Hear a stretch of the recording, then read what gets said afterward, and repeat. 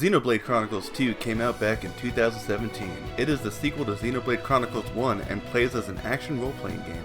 It's got a gacha mechanic but doesn't require thousands of dollars in microtransactions to obtain all the different waifus and husbandos. Now, I played this game back when it first came out, and I have many fond memories of grinding mobs, rolling for unique blades, and enjoying one of the few stories that I actually got to see play out because I genuinely enjoyed my time with the game.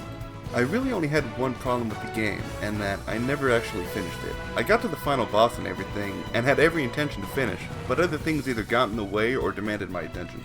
Now with Xenoblade Chronicles 3 having been released in 2022, and me getting it day one but not really opening the game because I never finished the second one, I felt it was high time I fixed this 5-year problem nagging me in the back of my mind so that I can actually begin playing the game I bought a year ago. This is how I finished Xenoblade Chronicles 2. The first thing I did was spawn in the game with no idea where I was, why I was there, or even how the game worked. The last thing I remembered was getting stomped by the final boss. I managed to figure out how to fast travel, but not how the fast travel menus worked. So I chose a spot that looked good and started making my way through the last area. As I run through these areas, I'm beginning to remember bits and pieces of the story, and it renews my desire to finish the game. I just forgot how much the developers loved making the areas massive and the players small.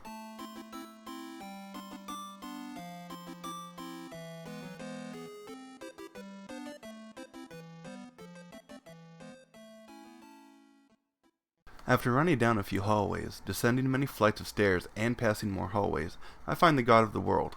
Luckily, the time pressure of the world ending he put on me 5 years ago wasn't so urgent that I couldn't wait until I felt like returning to the game. Finally, after one last really long elevator ride, I find some high-level enemies, and I get to work on the main goal, to grind more monsters and level up. Unfortunately, I don't remember how to fight and end up dying a few times.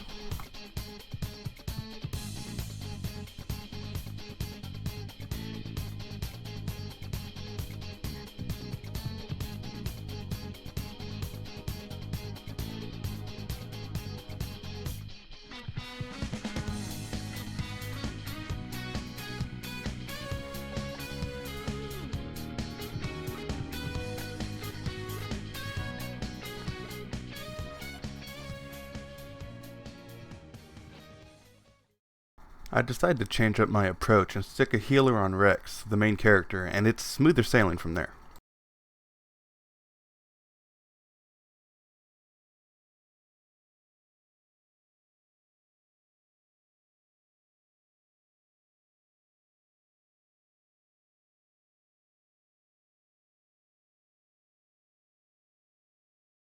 After I take out a few mechs, I decide to check out my character's equipment. It has been 5 years, and maybe I did some stupid stuff back then.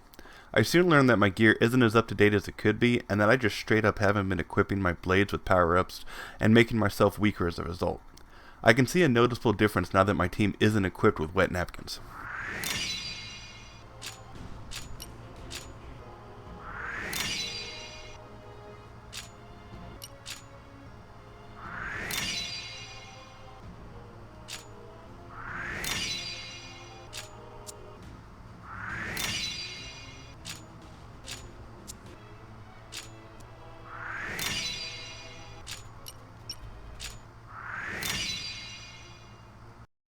After gaining a few levels, I decided I might as well see what I was up against way back when. After all, I'm not going to be able to improve in a real way unless I know what hit me last time. I am able to push past my limits and see a mid-fight cutscene I hadn't before, but it's not too long after that when the boss summons a couple of mechs to tear me down. It's been a few hours, and I'm pretty over the futuristic scenery, and switch over to a more natural locale. There I fight some spiders that are known to be a good source of experience if overkilled. With that in mind, I relearned what the overkill system is as well as how to activate it, but I totally botched the first spider. However, on the second spider, I am able to successfully take it down with style. At this point, I take another look at my blade's upgrades and come to the conclusion that I could do better. I run to the place that lets you purify gems and go whole hog. I should now be in a much better position to finish this game.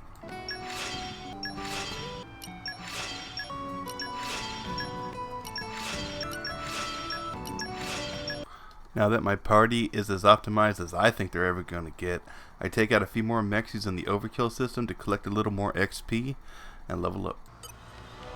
Finally, with an ever-firm grasp on how this game works and how to properly play, I decided to throw everything into beating down the endgame boss. It manages to take me out a few times, and I get as far as its last-ditch super attack, but I'm just unable to adapt. I come up with a plan to use the chain attack system's invulnerability to soak the damage from the super attack, and after failing the first time, I pull it off in the second attempt. I also got the added benefit of dealing so much damage that I overkill Malos, and finally, after 5 years, I finish Xenoblade Chronicles 2. Magnificent. Get him, Morag! As planned. Bridget! For Ardanian honor! Magnificent. No bounds. I'm glad I went back and finished the game. I don't remember exactly why I never took the time to finish the last few hours of effort until now, but I had fun relearning how to play, and it felt good to get rid of that feeling in the back of my mind that I still needed to beat the game. Maybe one day when I finish Xenoblade Chronicles 1, I'll be able to really start 3, and hopefully not have gaps that span multiple years to beat that one too.